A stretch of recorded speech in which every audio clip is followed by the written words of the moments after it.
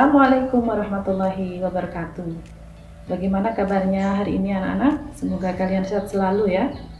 Tetap semangat belajar meskipun di masa pandemi seperti sekarang. Jangan lupa untuk selalu menjaga kesehatan. Dengan cara selalu memakai masker ketika beraktivitas di luar rumah, mencuci tangan dengan bersih, dan menjaga jarak.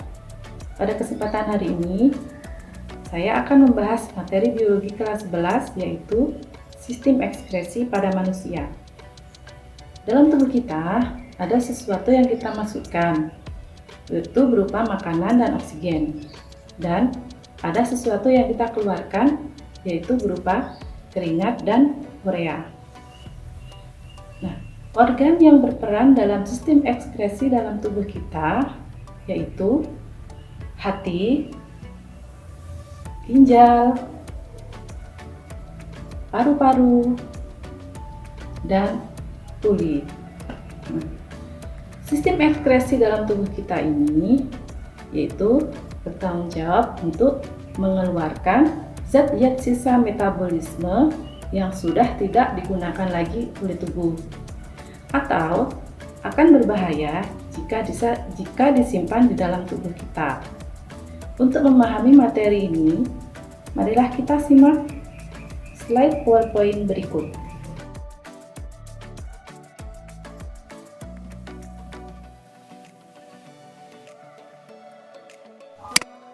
Proses pembentukan urin terjadi dalam 3 tahap, yaitu filtrasi, reabsorpsi, dan augmentasi. Cairan yang akan disaring oleh nefron dibawa oleh darah glomerulus. Setiap hari ada sebanyak 180 liter air yang akan disaring oleh glomerulus. Ini berarti bahwa cairan dalam tubuh kita disaring hingga 30 kali dalam sehari. Setiap saat, darah kotor memasuki ginjal dan keluar menjadi darah bersih. Darah yang telah memasuki ginjal akan datang kembali untuk disaring setelah beberapa jam.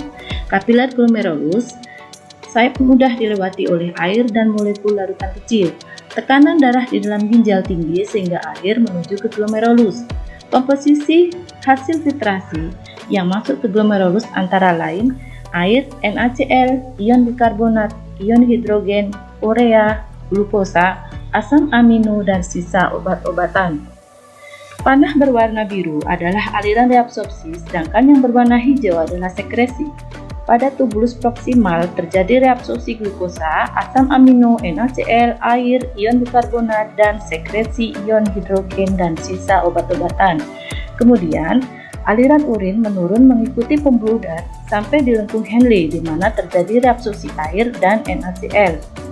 Reabsorpsi air, NaCl, ion bikarbonat, dan sekresi ion kalium dan ion hidrogen terjadi di tubulus contortus distal. Tubulus distal berakhir di saluran pengumpul. Saluran pengumpul melakukan reabsorpsi jika tubuh kekurangan cairan dan mineral. Hasil reabsorpsi dan filtrasi inilah yang akan dikumpulkan menjadi urin.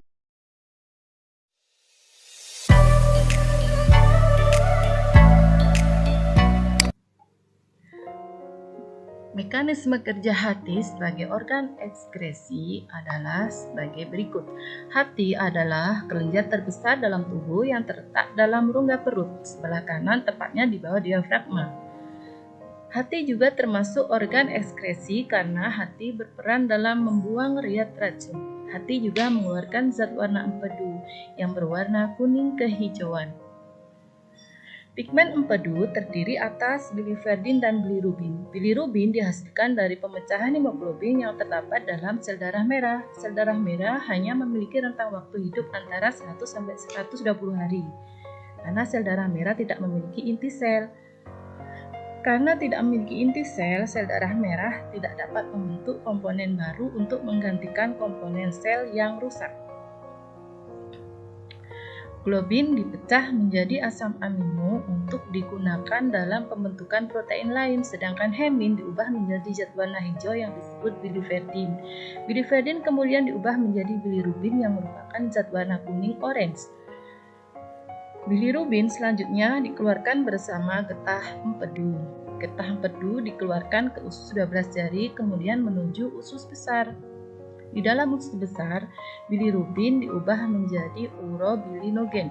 Urobilinogen diubah menjadi urobilin sebagai pewarna kuning pada urin dan sterkobilin sebagai pigmen coklat pada feses. Empedu membantu pemecahan lemak di dalam usus halus dan mengemulsi lemak dengan kelenjar lipase dari pankreas. Hati menghasilkan sekitar 1 liter empedu setiap hari. Empedu yang terbentuk di hati akan mengalir melalui saluran ke kantung kemih. Kantung empedu berfungsi untuk menyimpan cairan empedu yang secara terus-menerus disekresikan oleh sel hati sampai diperlukan oleh duodenum. Demikian video pembelajaran tentang sistem ekskresi pada manusia. Semoga bermanfaat dan tetap semangat belajar, dan jangan lupa untuk selalu menjaga kesehatan. Wassalamualaikum warahmatullahi wabarakatuh.